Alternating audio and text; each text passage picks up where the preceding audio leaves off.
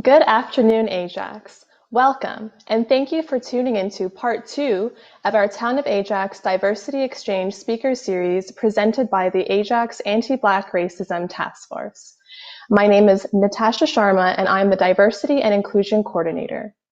We are joining you today remotely from various locations due to COVID-19 restrictions and precautions. We appreciate your patience and understanding should we have any technical difficulties during the live program. We would like to assure you that the technical team working behind the scenes. If we do experience any issues, we will be back up and running on the same platform as soon as possible. Today, as the presentation and discussion takes place, we do encourage all of you to submit any questions, comments, or reflections down below in the comments section. We do have our social media team behind the scenes, and they will be able to relay a few of your questions during the Q&A portion after the speaker's presentation. If we are unable to get to your questions today, we will follow up with you and ensure you receive all necessary information and resources. Now, I would like to introduce our facilitator for today, Kevin Veneer, member of the Ajax Anti-Black Racism Task Force and a proud Ajax resident. He will begin the program this evening with land acknowledgements. Over to you, Kevin. Thank you, Natasha. As is customary, and especially in light of today's news, we would like to begin the program this afternoon by acknowledging that the land on which we gather is situated within the traditional and treaty territory of the Mississaugas. More specifically, the Mississaugas of Skulagog Island First Nation, signatories of the Gunshot Treaty of 1788 and the Williams Treaty of 1923. This land is, and will continue to be, home to the indigenous peoples. Let us acknowledge the mistakes and traumas of the past through authenticity and support truth and reconciliation. Let us engage and celebrate indigenous communities by being leaders of action and acknowledging the United Nations Declaration on the Rights of Indigenous Peoples and the Truth and Reconciliation Commission's recommendations towards truth and reconciliation. Let us keep these principles close as we continue towards truth and reconciliation and as we move forward with kindness and respect as a community. Let us also acknowledge those who enter this land by force, particularly as a result of the transatlantic slave trade. Through the work of the Ajax Anti-Black Racism Task Force, anchored to the pillars from the United Nations International Decade for People of African Descent, let us endeavor to connect our communities and efforts to uplift the traditions of this land. Good afternoon, Ajax. My name is Kevin Veneer, and I am pleased to facilitate this speaker series, today hosted by the Ajax Diversity Exchange and the Ajax Anti-Black Racism Task Force. The task force has been assembled to listen to local Black voices and initiate concrete actions to support the Black community and other racialized groups in Ajax. Today, we have the second installment of a 5-part series. Our chair, Mariska Thomas, vice chair, Dane Lawrence, and members of the Ajax Anti-Black Racism Task Force are incredibly happy to be part of this series. Thank you for joining us. The topic being discussed today is an important one, understanding racism. Our guest speaker, Dr. Joseph Smith, will be presenting on this topic, followed by a question and answer period. We encourage viewers to interact and submit your questions in the comments section below. Now, to begin the conversation, we have Dr. Joseph Smith on understanding racism. Perfect. Thank you so much, Kevin. I appreciate that intro and that opening. Hello, everybody. I show up here today in light of the news that we've heard today with a bit of a heavy heart, but also with a necessary optimism. I am a father. I have a daughter. She is 19 months old, and I have a son on the way, due in October. And that necessary optimism that I'm speaking to you about comes due to the fact that I know that I do not want my daughter and my son to inherit the world that we've all inherited when they are in their 30s and 40s and go on beyond that time. So today, I hope that we all reflect and think through carefully some of the slides that we're going to be engaging in that will be displayed to you. And hopefully we have a robust conversation at the end of this that takes into account some of the contextual pieces that we have all become privy to today. So again, without further ado, we're going to start off our session today. Very happy to be here with you all. I'm going to first talk a bit about who I am and what brings me to this work and how I'm showing up in this space right now. So I do a number of different things, primarily an educator, K-12 trained within the TDSB. Right now I'm in the process of becoming a vice principal. And outside of that work, I also lecture at universities. So I've lectured at York University and held courses there, as well as Tyndale University. Outside of my educational work, I do a number of things in and around and for the community. So I work for Renaud Chappelle, which is now known as LifeWorks, as an anti-Black racism consultant and facilitator, and a consultant and facilitator in the area of emotional health and well-being within the private sector. So a number of my clients are large corporations like Starbucks and Jameson Wellness and Bell Media and Chorus Entertainment, for example. And the goal there is to revamp the organization to create a level of psychological safety within those spaces as it pertains to these topics. Outside of that, I worked for Environics Research Institute, and I'll be talking a bit about the research that I did with Environics on, well, the research study was called the Black Experience Project, so I'll be talking about that one specifically, which was released in 2017, as a lot of its revelations pertain to what we'll be talking about today, and I think in our Q&A. I also work for OBVC, Operation Black Vote Canada. I'm a board member there. And our goal there is to increase the representation of people of color within our political ecosystem. So I have the privilege of engaging with federal leaders from all parties on a regular basis, provincial leaders from across Canada, as well as municipal leaders from across Canada. And aside from just trying to increase the representation of people of color, it's also to change policies that dramatically impact, in a disproportionate way, racialized bodies within Canada. I'm also part of the working group working to establish Canada's first ever philanthropic institution, focused primarily on supporting B3 organizations across Canada. And our goal is to raise about $300 million. And we've successfully sourced under $50 million from the private sector. And we've been lobbying the federal government over the last year to provide us with an endowment fund of $200 million that we can invest those resources in social purpose organizations and then use those returns to invest in community in perpetuity. And so we are in the process right now of engaging with government and working through the RFP process to potentially receive that. And lastly, I'll just say I am the proud co-founder and executive director of my own nonprofit called Generation Chosen. You may or may not have heard of it. It's a nonprofit stationed within the Jane and Finch community, but it's grown over the last 5 years to focus on serving underserved youth and young adults across the GTA in the area of mental health, emotional intelligence, financial literacy, and civic engagement. So right now we have a staff of about 33, and we cater to about 300 roughly youth and young adults every year through our online services and our in-person services. But of course, because of COVID, most of those services were offered online. And we provide free therapy, free life coaching, free group therapy, emotional intelligence seminars, financial literacy seminars, and also civic engagement seminars. And so I'm very proud of the work that we've done there and how the work has grown. But I mentioned the various things that I'm engaged in for two reasons. One is that as a young child, because of reasons that I wasn't aware of then, but I'm more aware of now, I was never able to see myself in positions of authority and leadership to really effectuate change within our society. And I also mention this because my work experience has allowed me and given me the privilege to see how systemic discrimination manifests in a variety of spaces, from research, education, political sectors, private sector.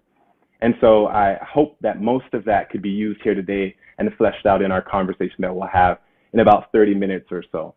So I'm going to start and go into some of our slides, and I want to really set the context for the type of conversation we need to have about systemic discrimination and the way it manifests in our society and the way we are all are at times complicit in being conduits for systemic discrimination. I want to start off with a quote. Now, you might not know who this man is, but this is Carter G. Woodson. Carter G. Woodson was born 9 years after the first ever Juneteenth celebration in 1875. And Carter G. Woodson, renowned for a variety of things, but one of the things I'll mention here is he is the producer of Negro History Month, which launched in 1926, which then in the 1970s in America became Black History Month. And in the 1990s, especially because of the work of Jean Augustine, it became recognized in Canada as a month that we need to celebrate Black history and the contributions of Black bodies to North America. In 1933, he wrote a book, very famous, called The Miseducation of the Negro. And in that book, one of his main goals was to look at the ways in which social conditioning impact the life outcomes of racialized bodies in particular ways, right?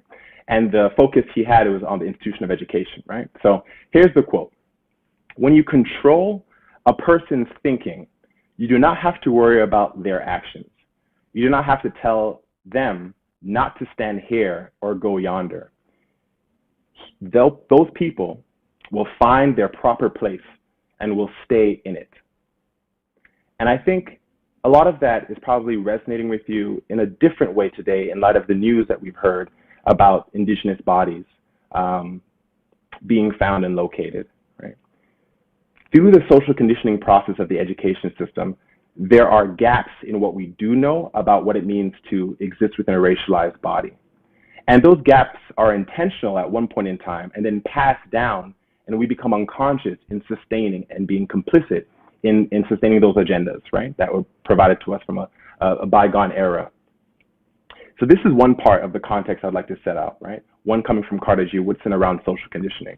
Another one, though, is really going to speak towards the way we are psychologically predisposed to see things that aren't there and to project things that we think should be. So this quote comes from Ibram X. Kendi. Ibram X. Kendi expressed that this is the consistent function of racist ideals.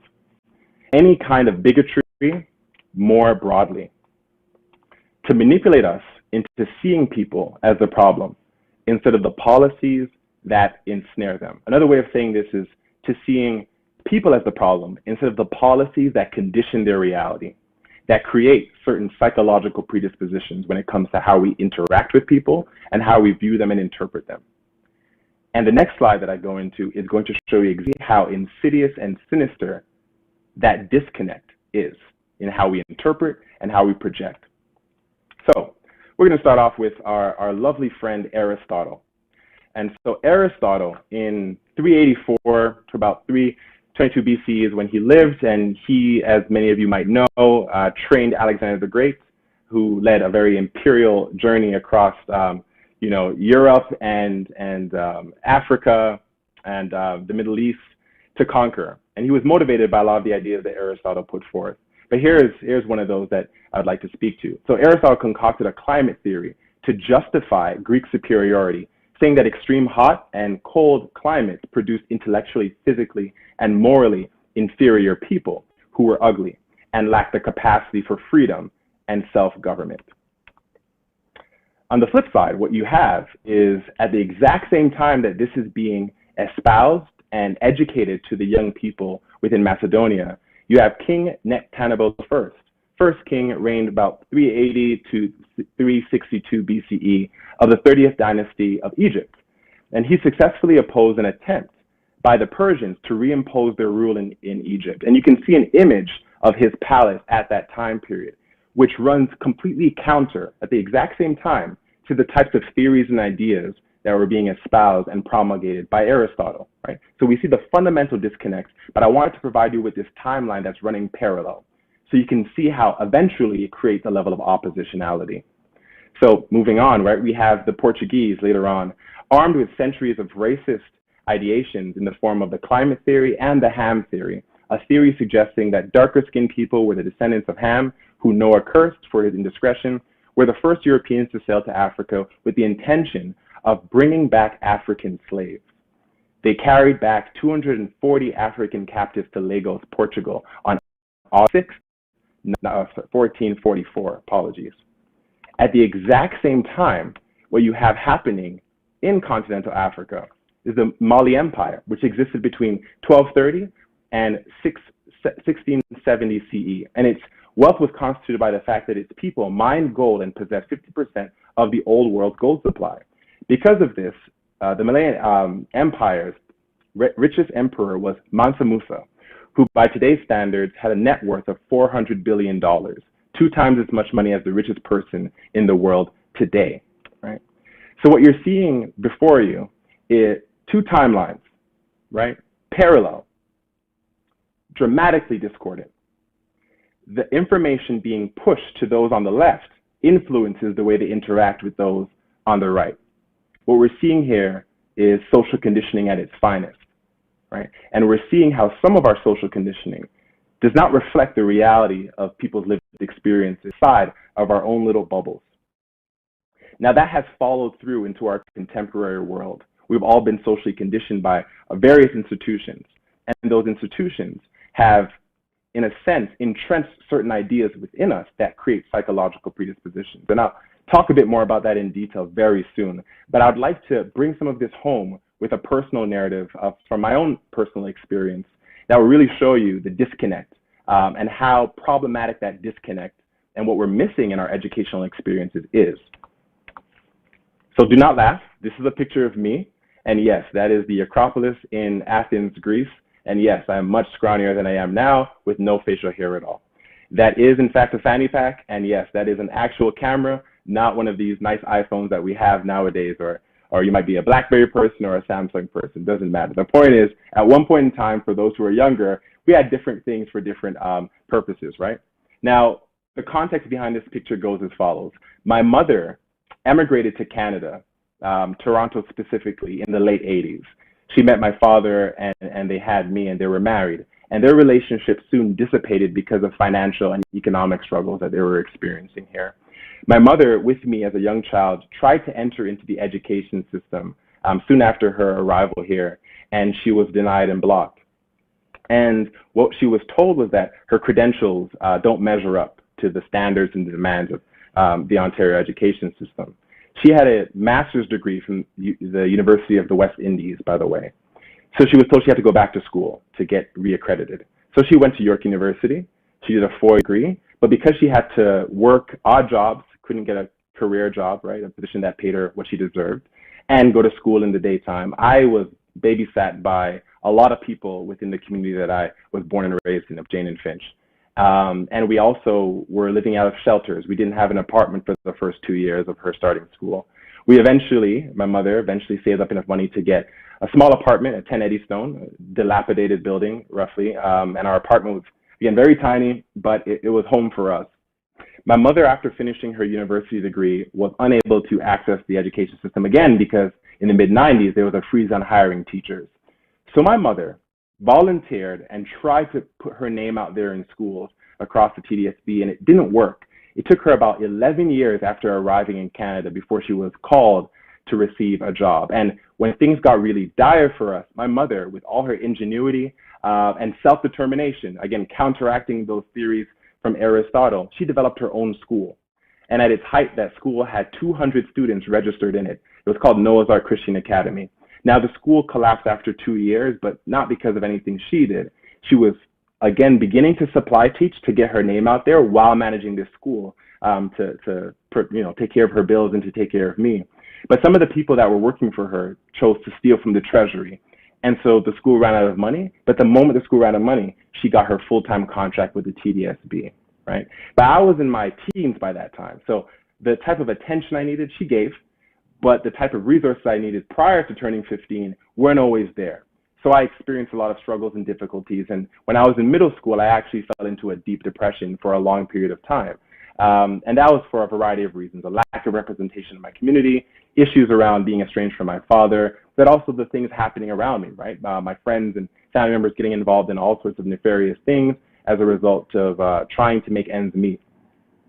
I ended up getting involved in some things as well. And luckily, it didn't go too bad to where I was unable to go to school anymore. Because when I was going to school, even though I was skipping a lot of school at the time, there was this one teacher named Mr. Carey who took me under his wing and started to teach me about philosophy and psychology on his own spare time. That's how amazing some of these teachers are.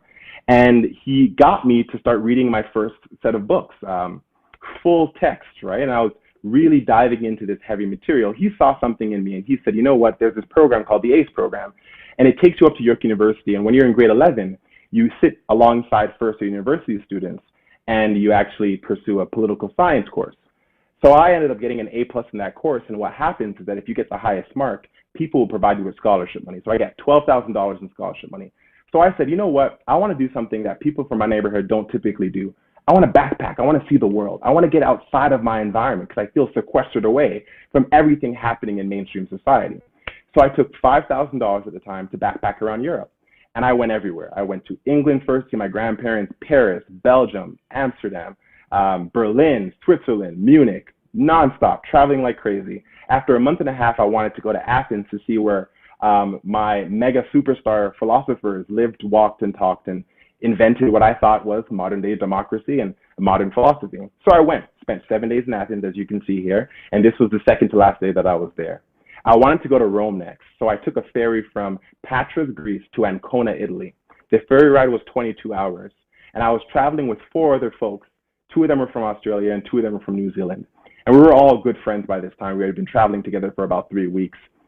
After the 22-hour ferry ride, we get to Ancona and we're exiting the ferry. And my friends were leaving the ferry and no one was checking them. When it came my turn, the border guard said to me, "Where's your passport?" So I checked in that very fanny pack that you're seeing in the picture and I couldn't find it. So they brought me back onto the ferry and they searched through my stuff. They couldn't find my passport. They then proceeded to handcuff me to the ferry railings, exposed to the elements, and sent me back to Greece on a 22-hour ferry ride. I got to Greece, very surprised by that experience because I was on a ferry with everybody looking at me as if I was a criminal. When the police officers in Greece saw me, they asked me questions. Where are you from? You know, what school do you go to if you say that you're Canadian, right? York University, I'm studying philosophy, and that's what I love, and that's why I came to Greece. And I was laughing and smiling because I thought this was going to be my salvation. They actually drove me to an illegal immigrant jail cell. They had me stand in front of the chief of police, and I had to strip. So I took off my shirt, I took off my pants, I was in my underwear and a marina, and the chief of police asked me 2 questions that I'll never forget. The first question was, "What's your name?" I said, "Joseph Smith." He's like, "Really?" You know, he thought that was the most generic name that could have possibly been invented in that moment.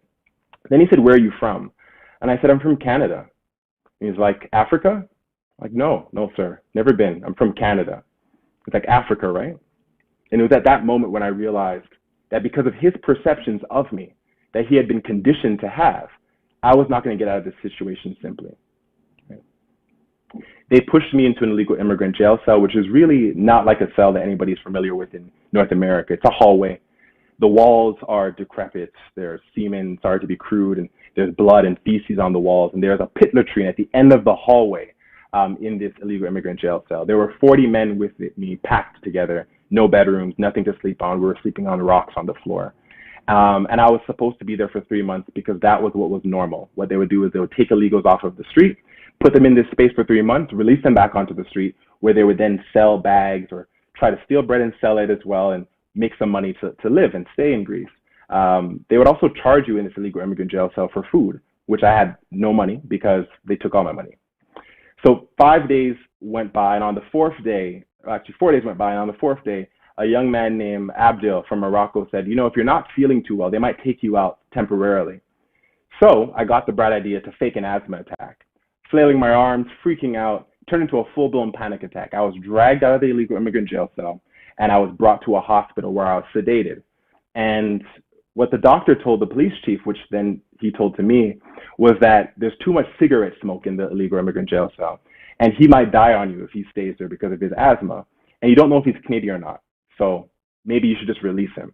The police chief communicated that to me the following day in the hospital, and I was released onto the street without any money, without my belongings, and I had to find my own way back to Athens, which is like a 4-hour train ride. So I had to beg for money to get back to the Canadian embassy so I can get home. I tell you that story because a lot of us don't realize or don't think that systemic discrimination is alive and well today in a way that affects us at an interpersonal level. That story is an example of the ways in which some of us in our society are beleaguered by centuries of social conditioning as it pertains to how to view other people, how to treat them, how to see them, and thinking about their worth. And we're going to go into that right now and think through that a bit further. Okay? So, in terms of that social conditioning, the things that we've inherited, I want to really tease apart and perforate some of our false associations with race as a construct. Year 2000, Bill Clinton triumphantly, receives the information from scientists about the human genome being mapped. And he is able to express to the world that, according to the science, there's only 0.01% difference between all Homo sapiens alive today, which is true.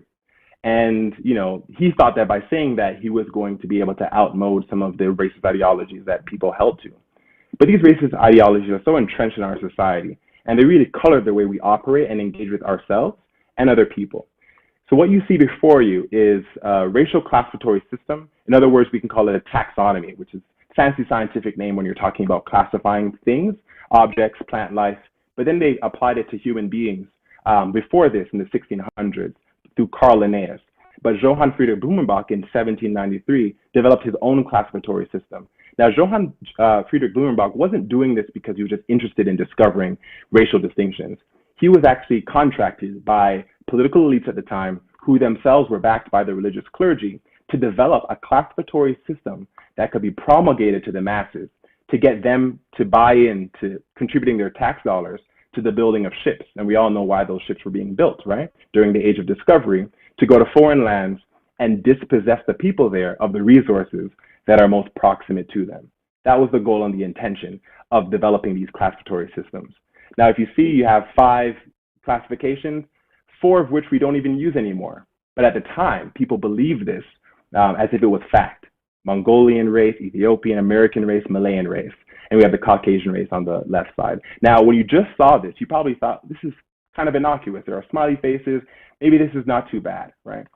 But in light of the context I just provided you, this is what a classificatory system like this, which is built off of Carl Linnaeus' classificatory system, degenerates into. As you can see, this is the true meaning behind those classificatory systems, which are socially constructed and not real, right? Because race is a construct. So Frederick Farrar, 1866, Christian European teacher, developed this classificatory system, which we're a lot more familiar with today, because the remnants of this still exist now in the way we engage with people and where we see people talk about others. You have savages at the top, right? And we can see who pertains to that group. We have semi-civilized folk, and then we also have civilized folk at the very bottom.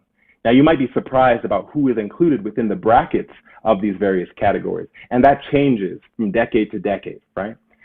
If we had the time, I would talk a bit more about how whiteness is a construct itself and how who is included in that construct always expands and contracts based upon political incentives and economic imperatives, but maybe that'll come out in the Q&A. For now, I just want you to really sit with how one thing that can seem benign degenerates into something else that is truly sinister and problematic, right? And we're still living with the remnants of that today.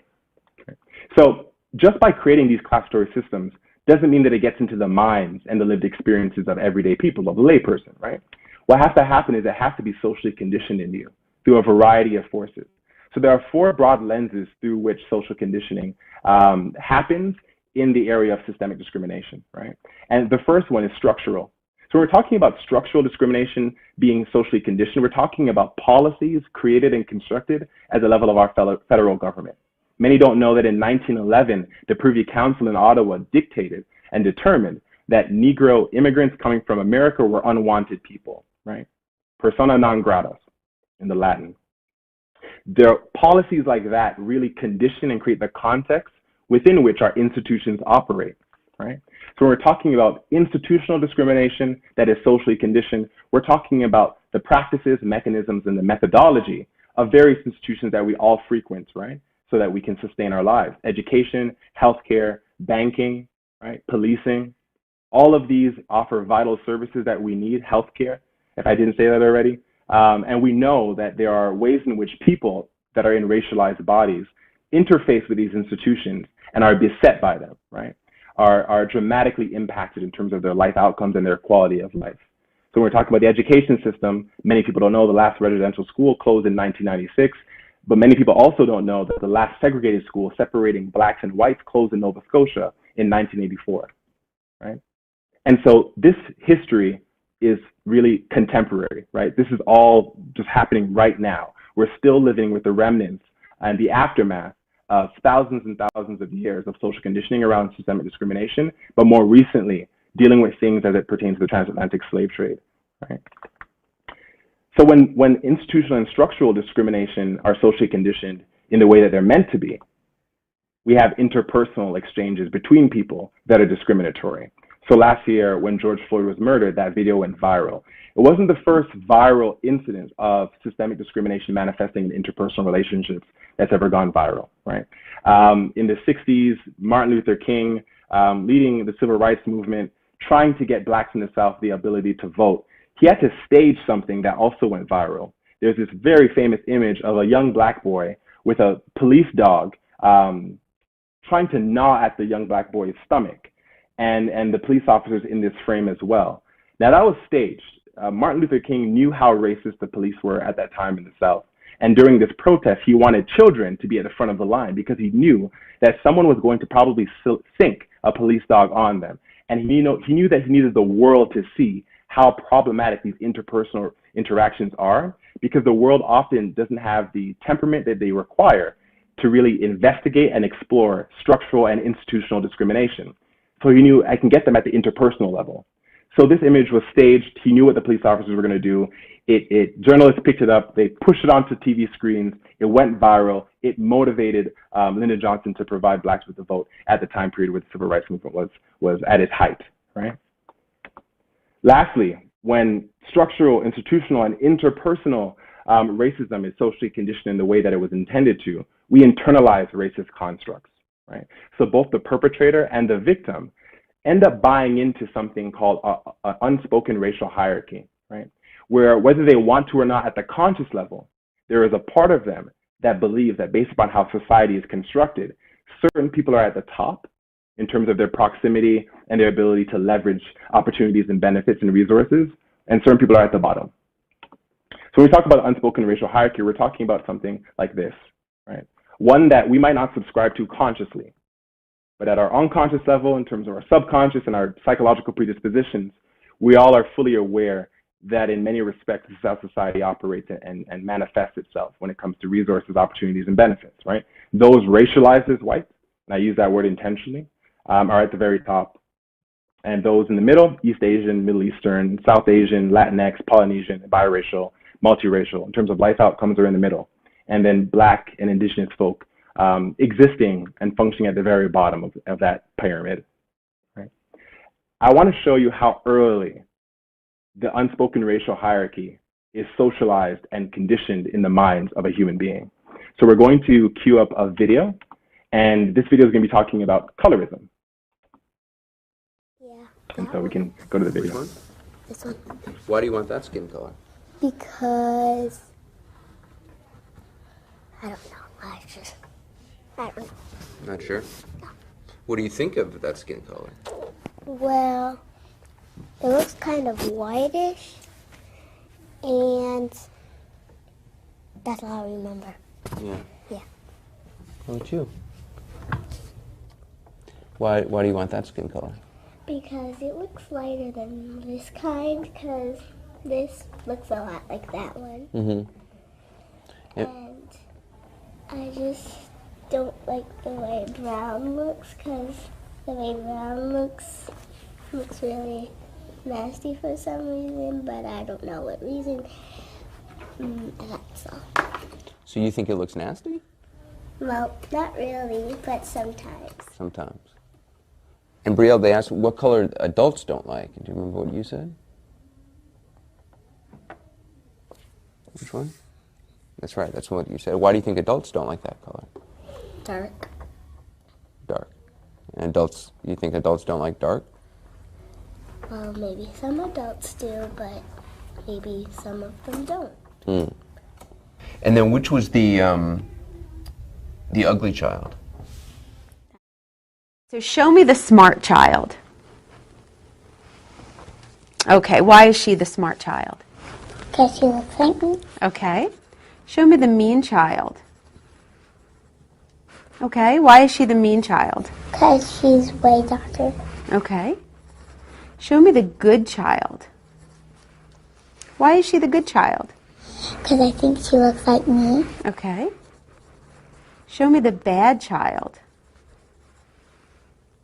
Why is she the bad child? Because she's a lot darker. Show me the ugly child. Why is she the ugly child? Because she's like a lot darker. Okay, So I'm sure that that video, you may have seen it before, but it triggers you, as probably did my story. But if we are going to stay connected to the opening framework of our talk today with those two quotes, it's important for us to recognize that, again, the way discrimination conditions all of us is it gets us to see people as the problem rather than the policies that condition their reality. So in that video, you probably immediately wanted to think and say, well, what are the parents doing? What are they not doing, right? But it's not about them. Both parents, the black children and also the white child, they may have done every single thing in their ability to teach those children that dignity and value are irreducible to racial constructs, that a person's value in society cannot be reduced to the materiality of how they exist in the world, right? And if that sentiment was manifested through Disney movies or wherever else, these young children are still engaging with a world, a culture that promulgates messages to them, right? Through media, through the things that we consume, the consumer products, right? The toys we purchase for them, and also through the education system in light of what's left out. That tells them that you might think this way about yourself, that you are inherently endowed with certain rights, privileges, and values, and that you are of worth. But that's not actually the case. Right? The way the world works actually is on the basis of a hierarchy that is rooted in something that's completely fallacious, right? Racial constructs themselves. And so I want us to keep that in mind, right? Because to put on our anti-racist hats, it means that we're going to start critiquing the policies, the structures and institutions that condition people to act and operate the way they do. Now, I said earlier, too, that I was going to talk a bit more about the psychology of all this, which I'm going to do right now for the remaining 6 minutes I have left. But before I get there, I'd like to just show you something. So this is an image of what the Black Experience Project was in 2017 when it was released. This is one of the documents that you can actually purchase still through N. Veronic's Research Institute, or if you go to www.blackexperienceproject.ca, you'll be able to find the research there. And I think you'll find this all very interesting. When we did this research, one of the first questions we asked were, well, why, how do you refer to yourself? Do you see yourself as Black? And this is, again, a research study that looked at 1,500 young respondents, all who we would consider Black. We wanted to get a sense of what their quality of lived experiences was like within the GTA, right? So when we asked them the question, do you consider yourself Black? Do you like the term Black? 74% said yes, refer to me as Black. I'm very comfortable with it. 26% said no, please do not call me Black. I do not want to be associated with Blackness as a nomenclature for my identity. And we asked the question, why? And what we realized is that they had inherited a view or a narrative of Black identity that came by way of 1970s and 1980s Blaxploitation films. That was what was pushed to them. A lot of these individuals were new immigrants to the country, and they came from continental Africa, but they also came from the Caribbean. And they didn't want to be called Black. They wanted to be called Nigerian or Ethiopian or Trinidadian. Just don't call me Black. And they didn't really understand that Black itself was a term created and also used heavily during the Civil Rights Movement to counteract and supplant the term that was more common at the time, which was colored.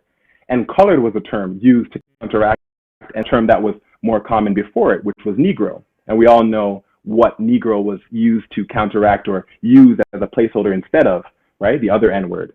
And so there's a history of the types of terms we use to refer to people. And when it comes to Blackness, I'm very comfortable being called Black because I'm aware of its political connotations, right? I value that history, but people who aren't privy to that history because they might not be socially conditioned to understand that history, right, through media, education system, whatever it might be, they might have an aversion to that terminology, which also speaks to anti-Blackness, right? The very fear you have about associating yourself with a group itself speaks to your concerns about the negative connotations that exist within that group, and you don't want to be affiliated with that, right? So let's talk about where this all comes from. It all starts with the brain. You can see this.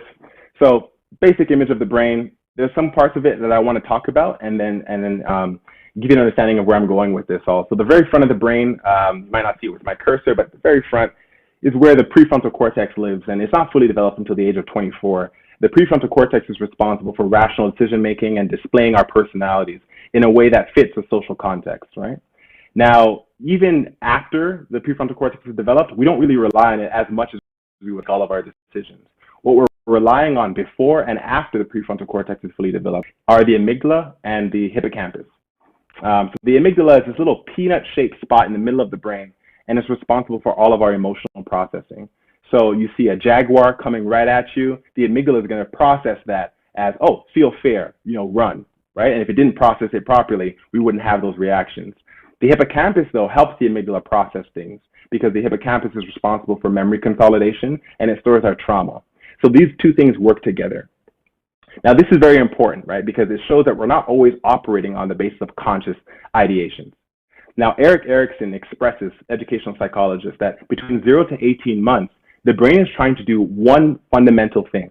It's trying to figure out whether the environment that it's been birthed into is one to be trusted or if it should be distrusted.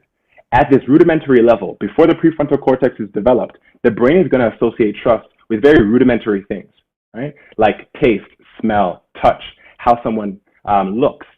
Now, if you're growing up in a household and also in an environment that's monoethnic or homogenous in terms of race, gender identity, whatever it might be, the brain is going to associate trust with that. And it's going to associate distrust with everything that does not look like that, right? So this actually creates the grounding or the framework for racial preferences, which aren't a problem. The real problem is that after 18 months, we enter into a society that pushes different ideas to us about those initial preferences we have. Whether it's through media or through education, we might hear the messages of, the people you grew up trusting, the people that were around you the most, those are the only people you can trust. Everybody else that doesn't look like those people cannot be trusted, right? Or you might have the flip experience, right? Where the people you grew up around trusting, you can never trust those people. You can only trust those types of people. And that gets pushed on you, especially if you're from a minoritized community or environment, right? So how does this play out in the workplace? How does this play out in society as we become adults? It starts off racial preferences, right? We all have them. We all develop them because of the way we grew up. Then it becomes racial prejudice. That's what gets pushed to us through our culture, right? Insofar as we fail to interrupt those institutional and structural practices. And then once someone comes of age where they have the power and the authority to make changes, what do? They might discriminate based upon the racial preferences they hold and the prejudicial thoughts that they have as well. Right? So it's this neat little web of interconnections that get formed at the earliest stages that we fail to interrupt through our culture, our media, and our education system that really create the context that we're living in right. The last thing I mentioned, because I know I'm almost at time, is a real way in which I think most of us listening to me talk see this happen in their day-to-day lives, because they might not see egregious forms of interpersonal discrimination, but they do see these microaggressive behavior. Now, often people are thinking, well, why is microaggressive behavior? Because it feels so heavy, it feels so large. Well, microaggressive behavior is juxtaposed to macroaggressive behavior. Macroaggressive behavior pertains to structural and institutional discrimination. Microaggressive behavior pertains to interpersonal and internalized forms of systemic discrimination, right, that are flowing through people and how they interact. And the three forms are micro-assaults. So if you hear the N-word, you're seeing someone commit a micro-assault, right? Micro-insults. I typically come into meetings, at least last year before I started to check myself, and I would say, hey guys, instead of just saying hey team or hey everybody. That's heteronormative. I could have been offending somebody, or I could have been affecting or socially conditioning the way in which I want them to show up in terms of their gender identity. That's a micro-insult. I didn't know I was committing, and I realized it, so I checked myself on it. Micro-invalidations. You could be a person from minoritized or marginalized community, and you ascend, and you are in a workplace, and you speak up in a boardroom meeting, for example, and your ideas are ignored. But then somebody from a dominant culture or a dominant group says the exact same thing you say, and they receive all sorts of affirmations for it. That's a micro-invalidation. And the last thing I'll mention is gaslighting. And a way to just simplify gaslighting here, because it's quite a lengthy definition, it's when someone is sowing seeds of doubt in your mind as to whether you did experience or did not experience discrimination in some form or prejudice, right? And that's because they have been socially conditioned to not see discrimination or prejudice in their world. And so they're constantly questioning whether you are experiencing racism or sexism or whatever else it might be, and you are left with those feelings, not knowing how to feel about what the next step should be, right? And so I'll leave it there, because I know we have about 14 minutes for Q&A, but I wanted to say thank you for listening to me. Thank you for taking time out of your busy schedules to even engage in this kind of seminar and this talk today, and I can't wait to enter into some Q&A with you all.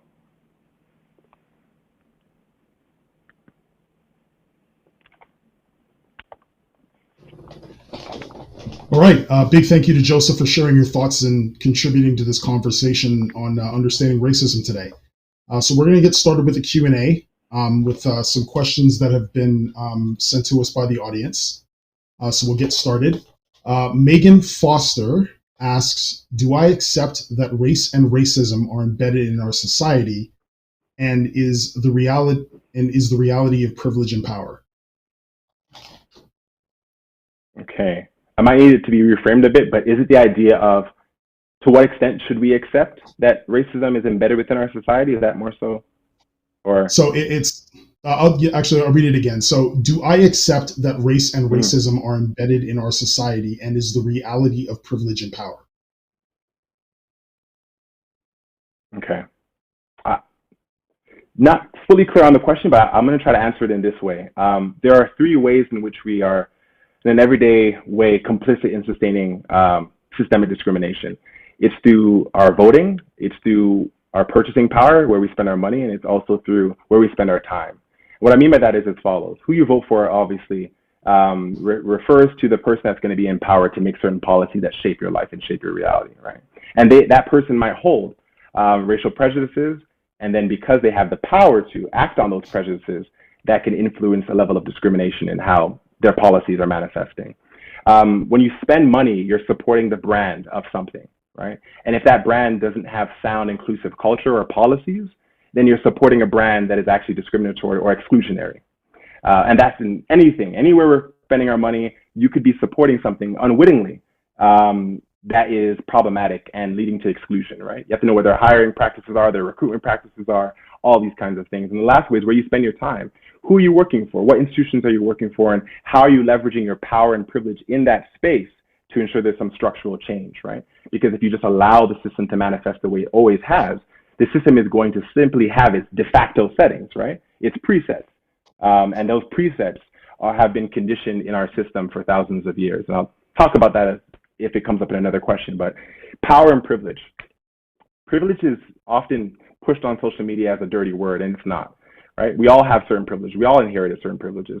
I have privileges that my mother could never have dreamed of, and my daughter and my son are going to have privileges that I never thought I could ever have when I was young, right?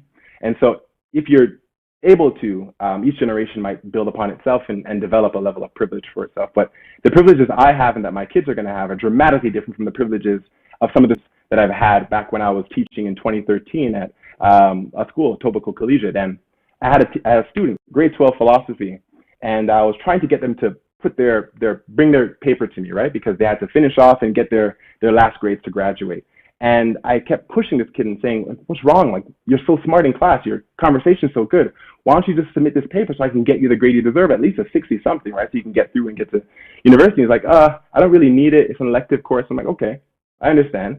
But don't you care about, like, how you're representing yourself and how well institutions will see you? It's like, no, I know what I'm going to do after school anyway. So I'm like, what is that? He's like, oh, my uncle's a CFO for Coca-Cola, so I'm just going to go work there. Like, oh, okay, that is not my reality. I grew up in a context that's similar to many immigrant families where education is the only vehicle, the only way you're going to get by in this world. And there's no way you can be complacent and thrive. You're going to have to work harder than nobody's business. Now, inheriting privilege doesn't mean that you don't work, right? Everybody has to run their race, no matter where you're starting off in that race. But the type of work you're going to have to do and the type of obstacles you might have to overcome are dramatically different from other folks who might start off at the back of the line of that race as a result of systemic and structural decisions made for them long before they showed up on the scene. Okay, so our next question comes from Rob Jaikumar, who asks, as a person of color and an ally to the Black community, how do I engage during conversations about race? Am I listening and talking? Great question. I love that. There's a bit of a spectrum here, and the spectrum goes as follows. There's denial, education, bystander, allyship, and advocacy. And allyship and advocacy are in a similar space, but allyship is more reactive. So a viral video comes out last year around George Floyd. Everybody's up in arms. People are putting out statements on social media. They're reacting. And the reaction is good. There's empathy, there's concern for another community. But advocacy is really where we want allies to end up, right? Advocacy means that you're leveraging your power and your privilege to open up doors and opportunities for marginalized or minoritized groups. You're trying to give them access to decision making. You yourself, based upon the things that you've learned, are trying to educate other people within your circle and other people who might not be privy to the things that you're aware of, right? Even from racialized groups. Advocacy is a more pronounced form of allyship, and it's also proactive. So even when there isn't a lot of media attention being given to indigenous bodies, black bodies, Asian bodies, whatever it might be, you still know that there are problems because they're rooted in our system. And you're still trying to figure out what mechanisms and instruments I can institute in my personal life, but also in the place of work that can counteract some of these norms and habits that have been passed down to us. So your job is to listen and speak, right? If something were to happen that was egregious, or even if it was just microaggressive, you should directly communicate with the victim of that issue. You should then, based upon the conversation you have with that person, indirectly engage with the perpetrator. By indirect, you mean you're trying to ask probing questions to figure out what's the root of why you treated this person this way. Is it just an oversight? Is it a mistake? Is it rooted in unconscious bias, or is this conscious? And then you're trying to take supportive action, right? How can I remedy these relationships? How can I change the culture of my environment so that it's more inclusive and create psychological safety for people? But you need to listen first, and you do need to talk though, because if you are just a person that's just listening and not showing that you're committed to taking action, then it can leave the victim of racism feeling, or discrimination in general, feeling like they don't really have many people on their side, and they don't have people when they're not around sharing their narratives of trauma that are going to fight for them. Okay, our next question comes from Anjali Hardile, who asks, in what ways can we as parents help to break the social constructs of race as shown in the video? Great question. So in the year 1900, European settlement colonized 96% of the world. 96% of the world, 1900. That's 121 years ago. And the video was talking about colorism, the way in which we peg certain attributes and traits that are valuable to certain races and skin tones, and how we attribute certain negative qualities to other skin tones and races. Now, everybody that is part of a racialized group has probably had their country's nation state of origin touched by colonization, right? There's very few that haven't, given the percentage I just gave out. In that, one of the things that you can do is thinking through the type of messages you're serving your children. So I know that in the Caribbean, the beauty industry, when it comes to bleaching products, is a multi-billion-dollar industry, right? And there are parents who are accidentally at times encouraging their children to stay out of the sun, right? They don't want them to get too dark, right? These are the unconscious ways in which we're passing down ideas that are prejudicial. And so to really show up and interrupt some of the things that a 6-year-old is already resolved to agreeing to, you're going to have to, be proactive as a good advocate and realize that this learning is starting from 0 to 18 months. And so what you're showing them matters. What you're saying to them matters. The kind of clothes you're putting them matters. All these things constitute learning and education that they're receiving that will dictate their susceptibility to racial prejudices. And so the one example, again, think about the toys you're buying, think about the beauty products that you're purchasing, think about the way you're styling your hair. All these things they're picking up on, and they're typically referring back to an unspoken racial hierarchy, where certain qualities and traits that pertain to whiteness are valued over and above qualities and traits that pertain to indigeneity or blackness. Yeah, those are very good points. There's a saying that I've heard where you can either be one of two things. You can be an example or you could be a warning. Wow. Two very different well said. those points of view. Our next question comes from Logan Smith, who asks, great presentation. I am a white Caucasian male, subject to the heteronormative perception. How do I process and accept my own development of racial identity? Good question. So I'll answer this in two ways. I'll give you a quick history lesson on whiteness itself. So whiteness really refers to a definition that was created by our British brethren, and it refers to white Anglo-Saxon Protestant. That's the invention of it, right? And this is again going back to 1500s, where this is kind of being crystallized in that space in the world. And as you've seen it transition and grow in the 20th century, what we had was something very peculiar. In 1910 in America, you could look visibly Hispanic, be from Mexico, but on US Census data, you could check off the box white. But there are a whole host of people that could never check off the box white. Scottish people, Catholic people, Eastern Europeans, Irish people, the list goes on and on and on. Italians, Jewish people. Even though in the 1980s and onwards, those individuals were placed into the US Census, for example, and Canadian Census data too, regarding being able to check off white, those individuals and those groups experienced racial discrimination, structural discrimination, and the history and the facts are all there.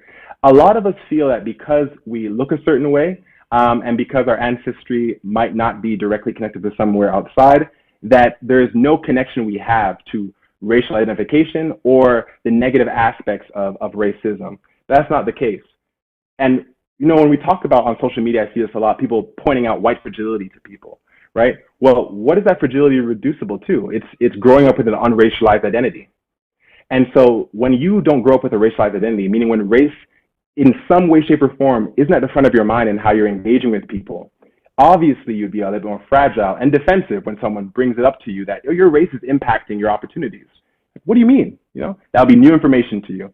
So I think as a Caucasian person, as a person racialized as white, and I say racialized as white, according to Timothy Stanley from Ottawa, who, really good anti-racist scholar, but he says it's important to get individuals who are racialized as white to recognize that they have been racialized a certain way, that they didn't always exist as a racialized white body, right? It took social conditioning and construction for that to happen. It's realizing that you are a part of the construct as well, that you are not a de facto racial body. You are a part of this racial construct, and you operate within it. And a lot of what your opportunities are and your drawbacks are typically connected to a variety of things around gender, race, religion, things like that. So it's starting to really take a deep dive, become more introspective, and recognize in what ways has my identity been shaped, and how do I have to craft my identity so it's a lot more accommodating by virtue of it being more complex, having a more complex understanding of how it is I came to see myself the way I see myself today. And so we need our allies, especially in white bodies, to do a lot of the talking, a lot of the work, especially if those white bodies are more proximate to the power structures that dictate how our society runs. And so you are vital and integral to this work going forward. And so I don't want anybody here who is racialized as white to feel like they're not a part of it. You are essential. We need you to be at the center of these changes and these moves.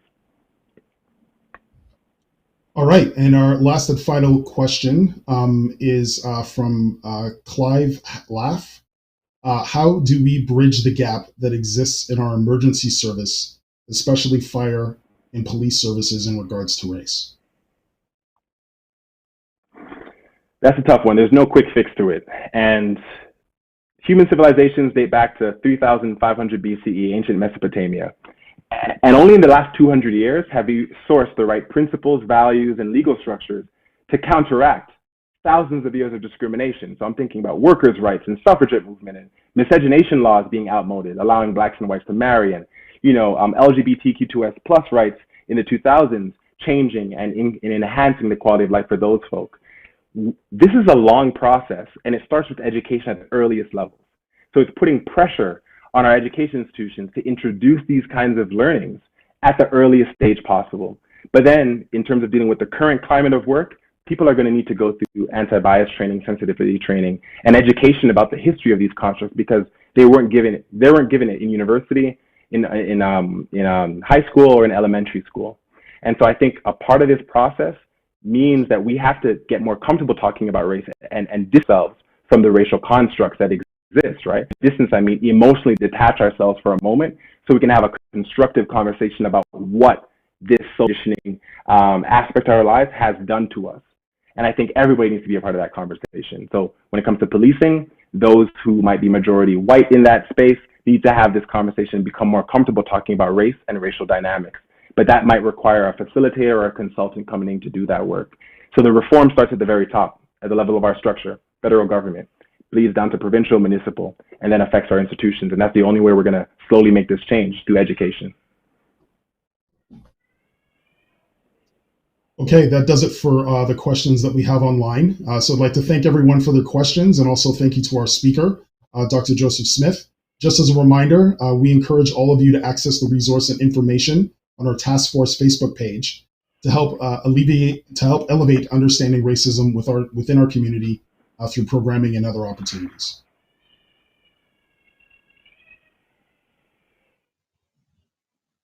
Thank you, Kevin, for being our wonderful facilitator for the evening. And thank you again to Dr. Joseph Smith for your engaging discussion, your time and dedication in contributing to the Diversity Exchange, and the exchange of knowledge and conversation on understanding racism this afternoon.